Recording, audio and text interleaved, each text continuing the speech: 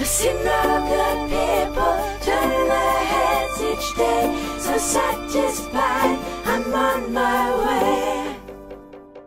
Okay, Roxanne, I have a question about the, let's say, losage of the nature of children who are born and they want to learn things, and what do you think breaks them to get so static in their point of view?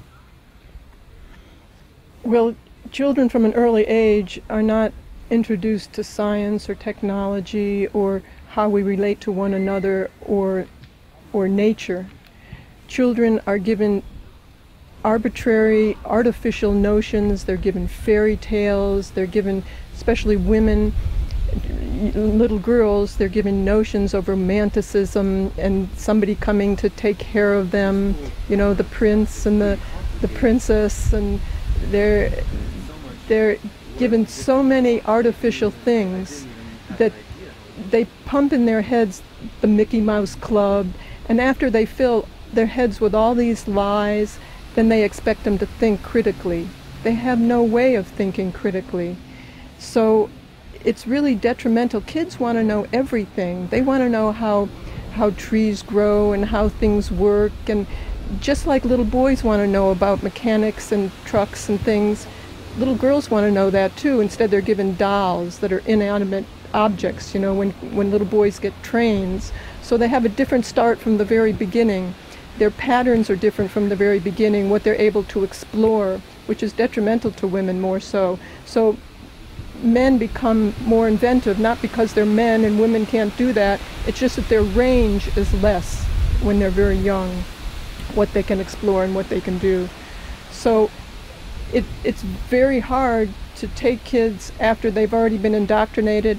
They're not, even as they get older, they're not taught how to think critically.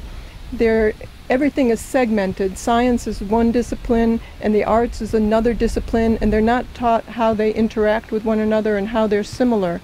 So you have all these different disciplines that can't even talk to one another, and it gets very difficult to be able to have an understanding of the world and how it works and where we can go when you make everybody regimented in their own little discipline. That's how you can abuse people, by enabling them to make bombs, because they only know, they get a kick out of rocketry or making something more destructive, instead of asking, why are we making the bombs? What is it for? Why can't we solve our differences without violence? That's above and beyond their scope, because they leave that to the politicians, thinking that they know how to do that, and they don't at all.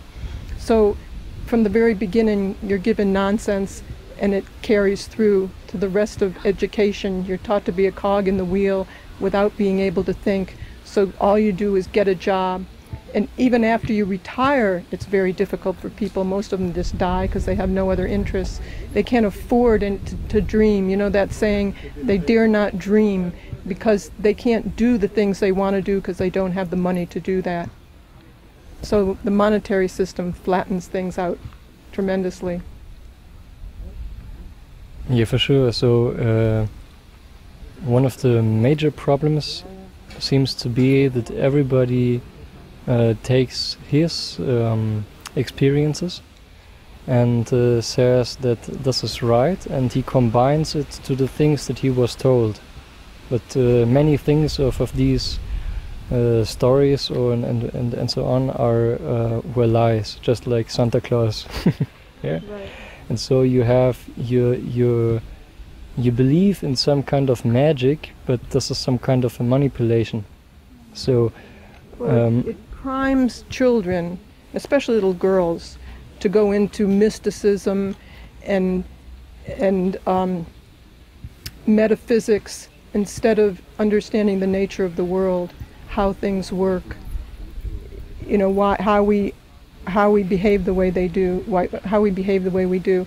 And they don't want people to be that critical or that wise. You know, in the old days, they didn't want their slaves to learn how to read because they couldn't manipulate them. Same thing today. If they're taught how to think critically and question what's happening, then they can't control them. They can't get people to go fight their wars. And all of the thinking and their behavior is manipulated. They don't know it. They think that they have free will and they have individuality, but from an early age they were pumped with things that don't enable them to think. They're pumped with things that,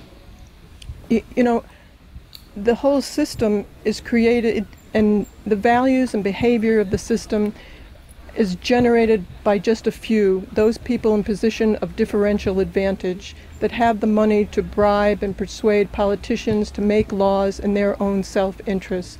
These people also, the military, the church in many instances, the banks and the corporations, they determine your values and behavior because they influence the books you read, the TV that you see, the newspapers, the magazines. They influence the schooling to get jobs to serve their self-interests. They influence the entertainment. You keep people entertained. You send them to work 5 days a week, and then on the weekend, on Saturday, they have to take care of home life and laundry, and then on Sunday they go to the football field, so that their head is left empty. They can't read books that help them to look at the world and understand why things are the way they are. They have to read books that give them a higher standard of living so they can get up in the world, in money, in the monetary system. If you read things like Tyranny of Words or the nature of the monetary system, this doesn't help you make a living. This doesn't help you in your job. So it's a luxury to understand those things. So, it's very difficult. Then they say, think for yourself. But they've already pumped things in, your values and your behavior, to serve their self-interests. And it's already an established system, and they want to keep things as they are.